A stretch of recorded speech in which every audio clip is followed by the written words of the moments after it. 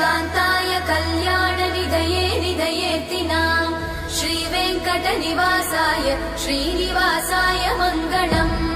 लक्ष्मी सविभ्रमालोकसुभुविभ्रमचक्षुषे चक्षुषे सर्वलोकानां वेङ्कटेशाय मङ्गलम्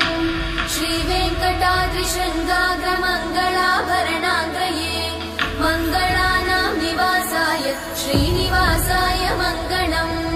सर्वावयव सौन्दर्य सम्पदा सर्वचेतसां सदा सम्मोहनायास्तु वेङ्कटेशाय मङ्गलम् नित्याय निरवध्याय सत्यानन्दचिदात्मने सर्वान्तरात्मने श्रीमद् वेङ्कटेशाय मङ्गलम् स्वतः सर्वविदे सर्वशक्तये सर्वशेषिने सुलभाय सुशीलाय वेङ्कटेशाय मङ्गलम्।